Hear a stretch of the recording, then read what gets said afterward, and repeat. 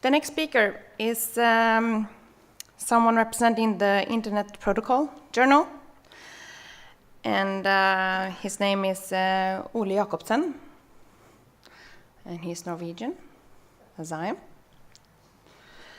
So he's going to talk about a subject called Back to the Future, the early days of radio and the early days of Internet. Welcome.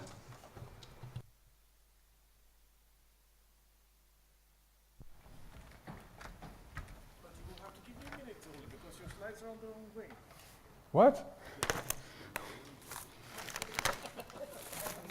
Sorry about that.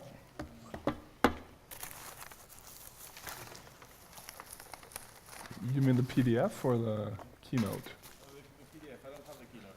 Oh, you should have had both. Okay. Oh, you don't get to see my nice transitions.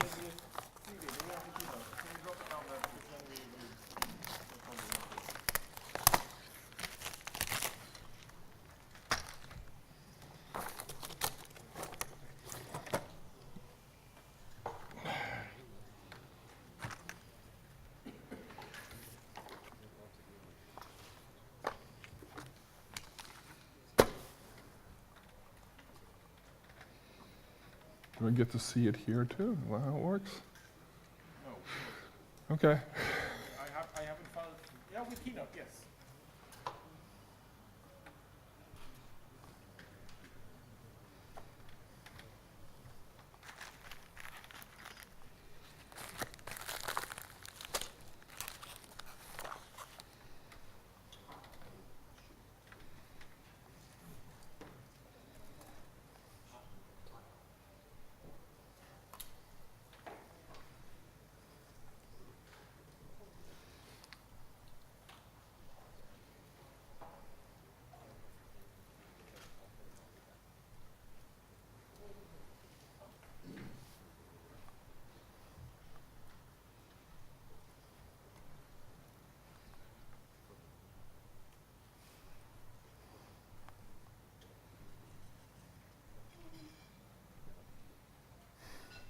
Should we stand up and stretch?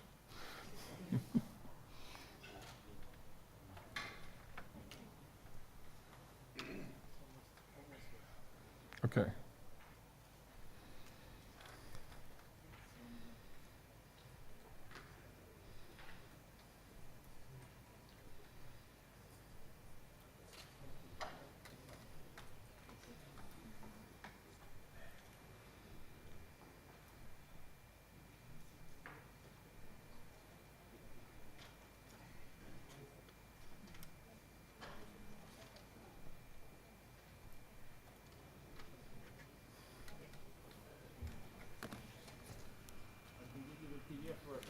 Okay. And once we get the keynote going, we'll improve things by switching to that. Okay, so I just hit forward? No, not yet. Okay.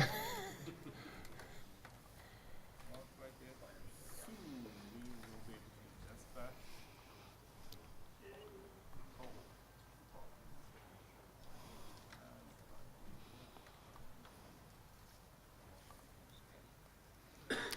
Hey. Okay. So when I was asked to give a technical talk at Netnod, I said, well, since this is you're celebrating an anniversary and talking about history, I'll do something sort of slightly lighthearted and not particularly technical. So the purpose of this first slide here is to say that when you invent something, it's not always possible to predict what people will use it for in the end. I'm sure that this Volkswagen had a fine life being a Volkswagen and transporting people around before it became a flower pot. This is actually from Sandefjord in Norway, where I was born, and this is in a park somewhere. This isn't quite the image that is the illustration for my talk, but it's close enough.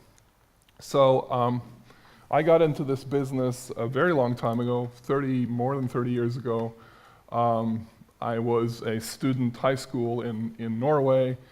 I worked at something called Forsvarets Forskningsinstitutt, or the Norwegian Defense Research Establishment, that had one of the first connections to the ARPANET.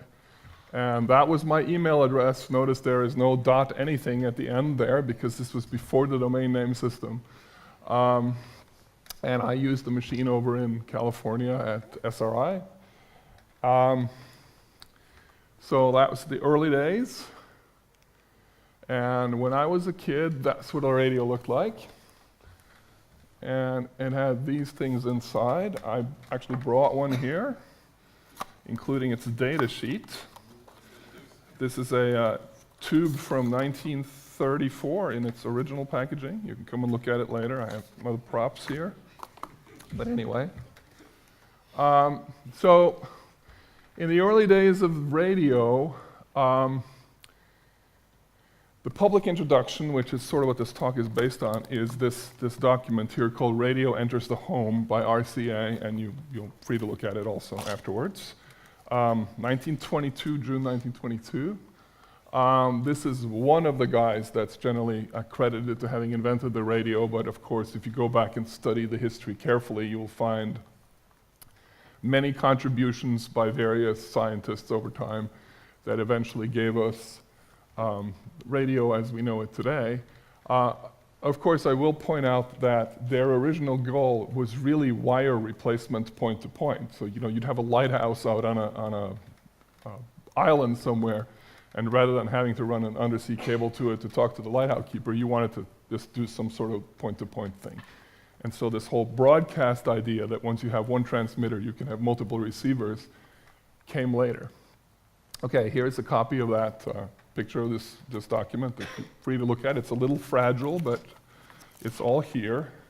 And it's fascinating because it sort of gives us vision of what radio was thought to become. So this says, the American boy has taken to radio with an enthusiasm probably greater than any other subject of the day.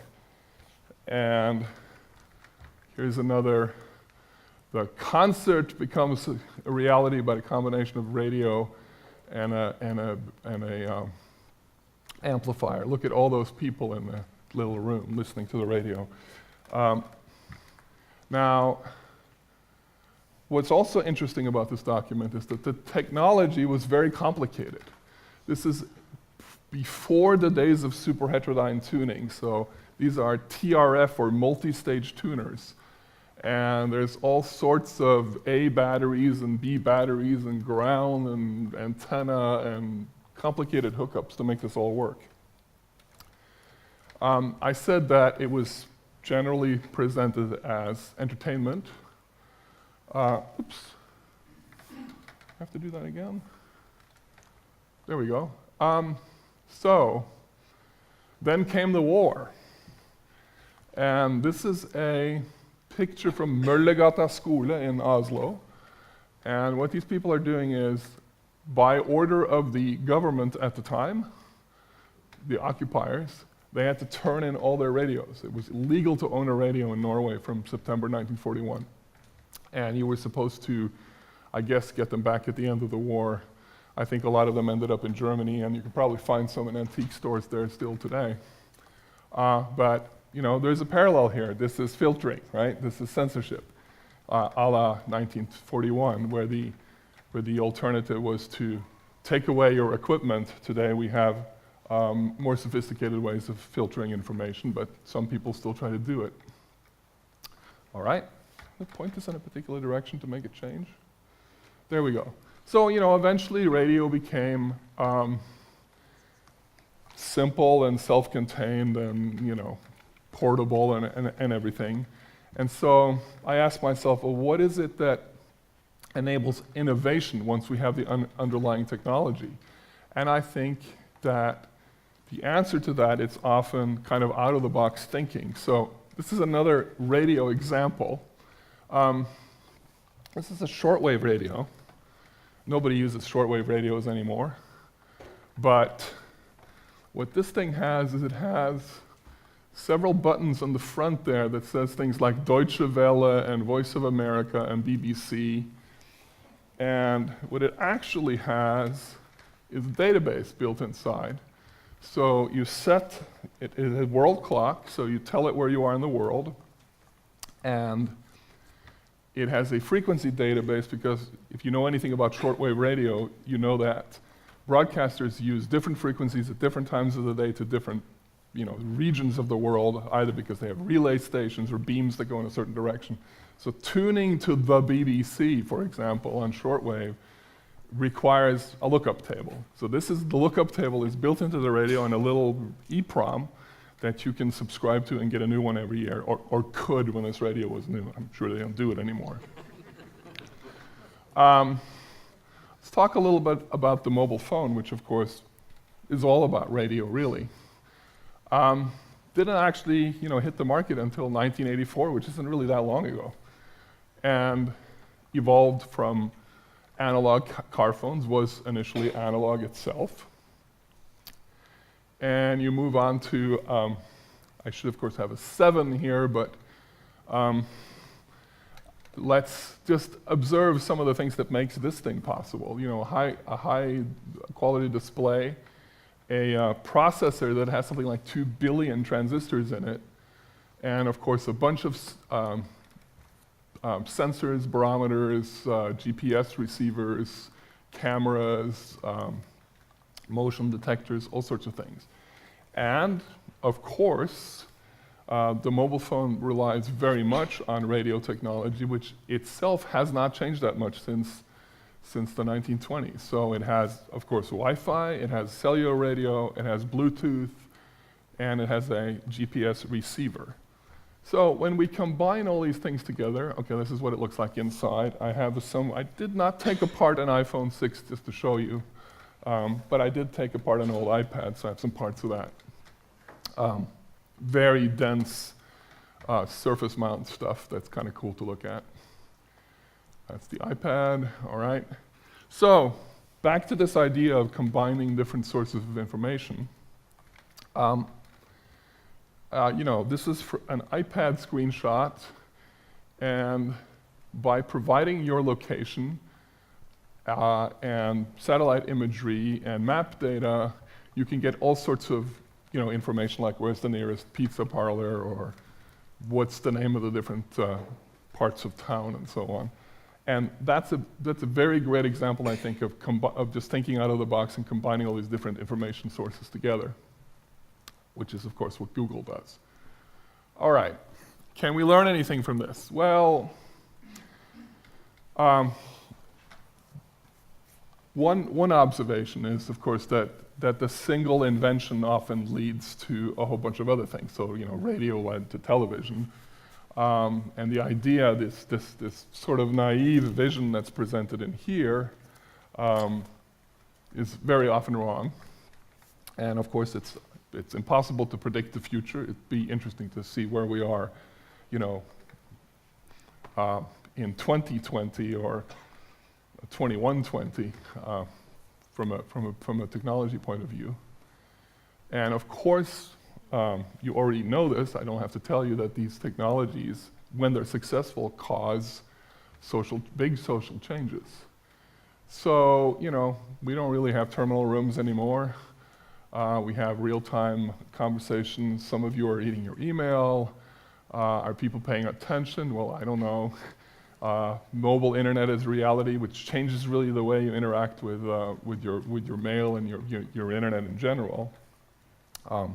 I find that I spend less and less time sitting in front of my laptop, because you can sort of clear away all those, you can delete messages much quicker when you're sitting on the train on your iPhone or other mobile device. Right. So now we start to talk about some of the negative effects, right? Security. Are we too connected? Do we have enough spare time to do all this? Do we do this too much? Is this the modern family? And I have to say that my favorite pet peeve about the internet is security. Not the lack of security necessarily, but the horrible user experience of what in the world is a certificate, and what happens if I click yes versus no. And so this is my favorite example. It says, You have attempted to establish a connection with audible.com. However, the security certificate presented belongs to www.audible.com. It is possible but unlikely that someone may be trying to intercept your communication. Sounds like a configuration problem to me, but how would the average user know that? I think we have completely failed to explain and present security to the average end internet user. Right. You've seen those things. This is actually Leipzig railway station. That is Sydney, somewhere in Sydney railway station, where it says, DHCP isn't working, so I can't tell what the train is. All right. That's the end of my talk. Wasn't that lovely and short? I want to give a little plug for the journal and tell you that you should subscribe. It's free, but it also needs sponsors. I brought a radio. This is especially for Patrick, since I know he loves DAB radio. Däremot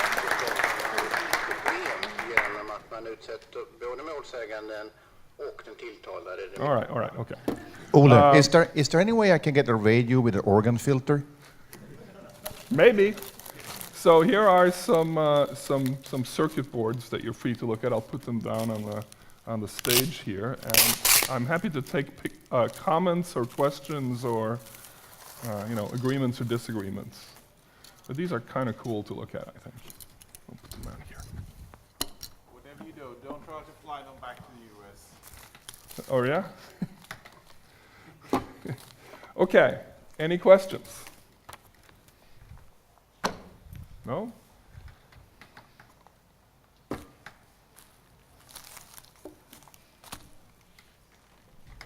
No? I can't really see with this light.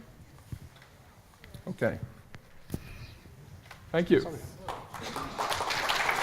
very much. I have a small comment on the shortwave thing that you mentioned. Yes. It's not really, I'm here at the back. Oh, there you are. Okay. Yeah. It's actually not that long time ago. I used shortwave myself. That's how I learned English. So it's not really, ages ago, actually. Right.